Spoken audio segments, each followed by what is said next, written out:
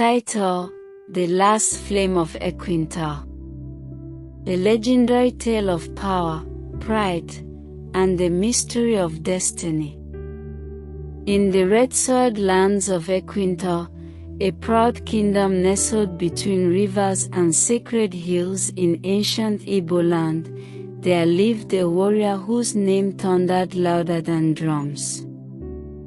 His name was Ekwe, meaning nothing is beyond God. But most knew him by another name, Ekwe, the lion in battle. From youth, Ekwe was marked for greatness. At the age of 15, he killed a leopard that had terrorized the villagers for weeks. By 20, he led his first war party and returned with the heads of raiders from the distant Ogwanta hills. His body bore scars not from defeat, but from the sheer number of battles he survived. He was tall, fierce-eyed, with a voice like thunder and arms like Iroko branches. His presence alone could still a crowd. He was the shield of Ekwe, the one who made enemies sleep with one eye open. His reward: land, riches, songs sung in his name, and women. Ekwe married not once, not twice, but 8 times. His wives were the finest from near and far, daughters of chiefs, priestesses, dancers, and healers.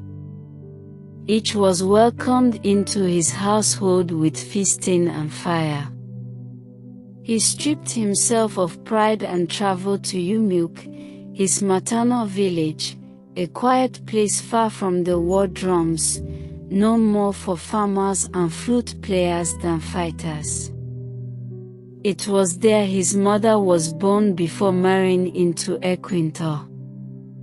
He stood before the elders of Umuk and spoke with the humility of a tired lion. I have conquered all but one thing, fate. I ask, not as a warrior, but as a man. Give me a child, one I can raise in my name, one who will carry my spirit when I am gone.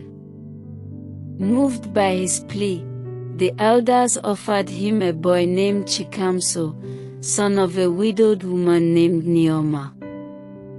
The boy was only 10, small and quiet, but his eyes held an ancient fire.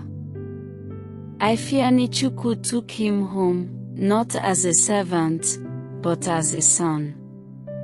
He trained him, not just in battle, but in wisdom, in patience, and in honor. He taught him how to read the wind, how to sense an ambush, and how to sit silently in council. And Chikamso bloomed.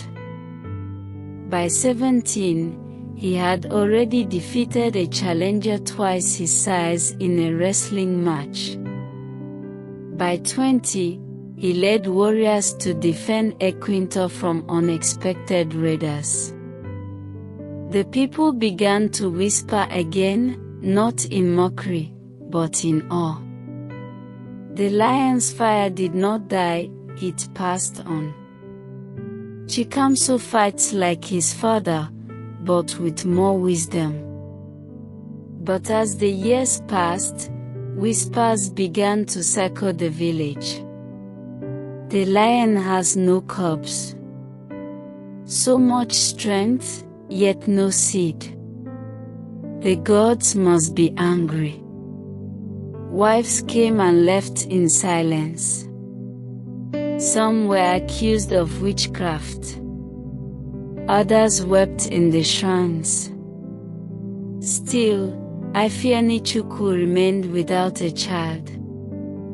His compound was full of warriors and servants, but empty of the one thing he desired most, an heir.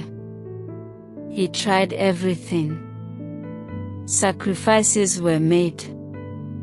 Oracles were consulted. Elders fasted on his behalf. But the verdict remained.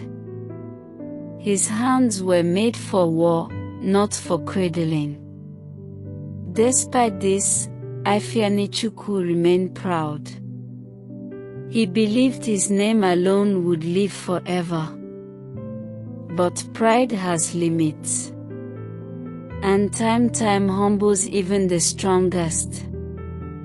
At 70, his body slowed. His bones ached. His once sure grip trembled slightly when holding his spear.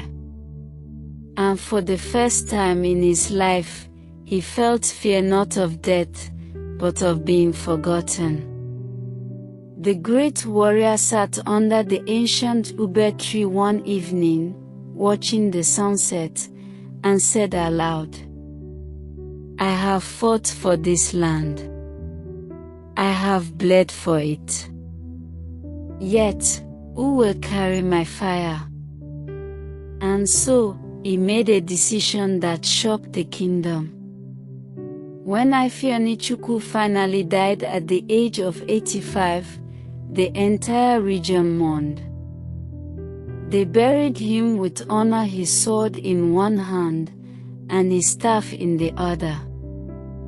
But it was Chikamso who stood above the grave and declared, "I carry not his blood, but his spirit. I will keep his name burning." And he did.